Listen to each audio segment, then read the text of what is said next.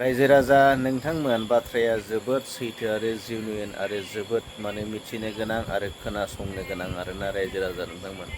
मानोना दिनै जोङो सावरायगोन माखासे आयदानि सायाव जोङो सावरायगोन मानोना जोंनि बिटिसि सरकारा आसाम सरकारनिफ्राय 401 कौटिल' बोरै रां मोननो गोनां जाखो बे आयदानि सायाव जोङो सावरायगोन आरो जोङो नैथियाव सावरायगोन 2029 मायथाइयाव बिटिसि काउन्सिलनि इलेक्सनाव इउपिपिएल पार्टिया जिर'निफ्राय जिर' जानो थांगासिनो दं। मानो जानो थांगासिनो दं थ' बे आयदानि सायाव जोङो सावरायगोन रायजो राजा नोंथांमोन। आरो जोङो थामथियाव सावरायगोन बिटिसि गभार्नमेन्टआ बिपिएफ सरकारा जोंनि बिटिसिनि सिङाव थानाय सादारन रायजो राजाफोरखौ थारैनो निरापत्ता एबा सेफटि होनो हादोंना? जोंनि रायजो राजाफ्रा थारैनो रैखाथिखौ मोनमारदोंना?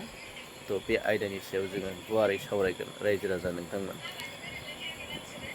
रायजो राजा नोंथांमोन मानोना नोंथांमोना मोनथिगौ मानोना देग्लायनि बाजेटआव बिटिसि सरकारा बिपिएफ सरकारा आसाम सरकारनिफ्राय 401 कौटिल' रां मोननो हादों रायजो राजा नोंथांमोन।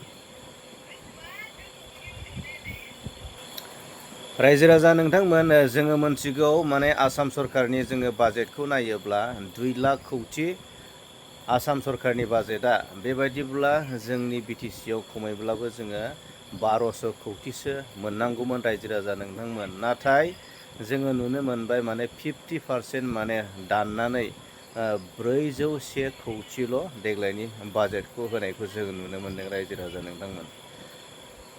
दिनै नोंथांमोना नायदो 40टा डिपार्टमेन्टआव जुदि बे 401 कौटिखौ जुदि रानोब्ला 10 कौटिल' गोलैगोन आरो मोनबा जिल्लायाव बेखौ डिभाइड खालामोब्ला मा जागोन 200 एबा 300 कौटिल' गोलैगोन आरोना रायजो राजा नोंथांमोन। थ' बेबादिब्ला बिटिसिआ माबायदि डेभेलप जागोन? थ' जोङो नुनो मोनबाय गोबां गाहायाव थांगासिनो दं, गोबां माइनास जानायखौ जोङो नुनो मोनदों रायजो राजा नोंथांमोन।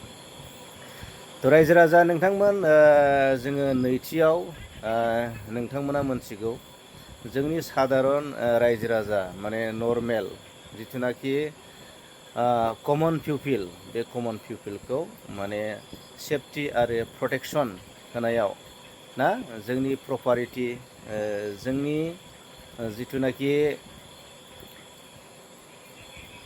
बे कमन पिउपिलफोरखौ ना कमन पिउपिल आरो प्रपारिटिखौ रैखाथि होनायाव प्रटेक्सन ना सेफगार्ड होनायाव बिटिसि सरकारा थारैनो फैलार जादों आरोना रायजो राजा नोंथांमोन। दा बेनो फोरमान होदों मानोना थांनाय नैबे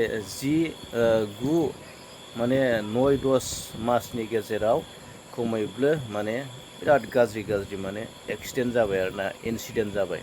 थ' बेफोरखौ नायोब्ला जोंनि सादारन कमन पाब्लिकफोरा पाब्लिकफोरखौ बिटिसि गभार्नमेन्टआ सेफटि प्रभाइड खालामनो हायाखै आरोना रायजो राजा नोंथांमोन।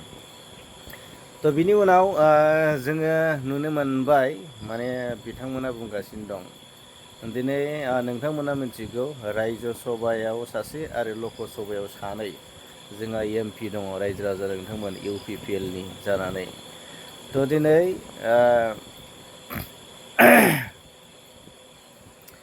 आरोबाव जुदि थाबावनायमोनब्ला एमएलएफोर थाबावनायमोनबा इउपिपिएल पार्टियाव थ' गोबां आरो खामानि जाबावगौमोन। दा नोंथांमोना नुनो मोनबाय बे साथामल' एमपि थानायावनो ओरैबायदि रड इनफ्रास्ट्राक्चार डेभेलपमेन्टनि थाखाय खामानि मावनो थाखाय दिनै नोंथांमोना नुनो मोनदों मा जायगामोन बियो बे जायगायाव दा लामा बानायनो हागोन आरो ब्रिज बानायनानै होगोन बे खोथाखौ नोंथांमोना ससियेल मिडियानि गेजेरजों नुबाय। दा आरो एमएलए थाबावनायमोनबा जोबोद खामानि जाबावगौमोन आरो जौगानायनि खामानि मावगौमोन इउपिपिएल पार्टिया। थिग बेबायदिनो दिनै 2029 मायथाइनि जि बिटिसि बिसायख'थि दा बिनि थाखाय रायजो राजाफ्रा दिनै बुजिदों, रायजो राजाफ्रा दिनै रुजुनानै नायदों थांनाय 5 बोसोराव प्रमद बर'नि सरकार सालायनाया माबायदिमोन आरो दा हाग्रामा मानावगिरि हाग्रामा महिलारिनि सरकार सालायनाया माबायदि ना तो बेखौ कम्पेयार खालामनानै नायदों।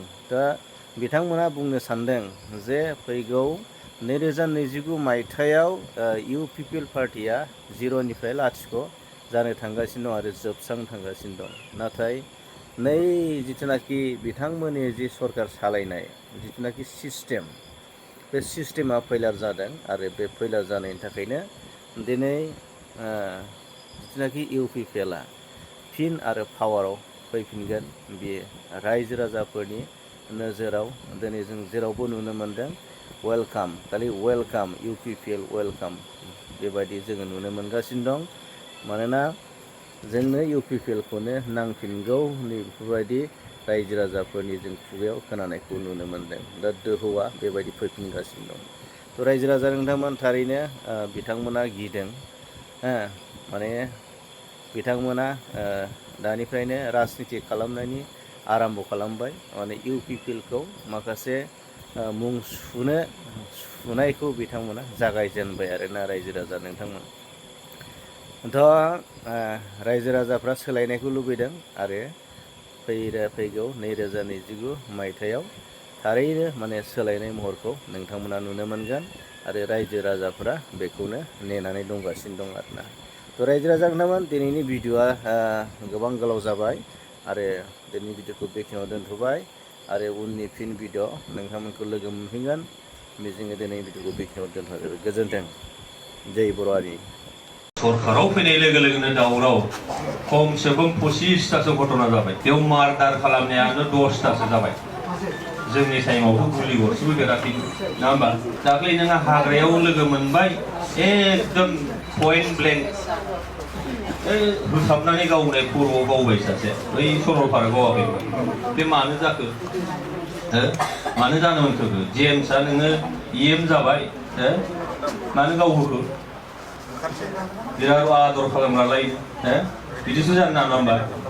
देग्लाय बाजेटआ बारायबाय आसामनिया 2 लाख कौटि जोंनाव हरनाया बारायनांगौसो 50% दानख्लाबनानै हरजाबाय।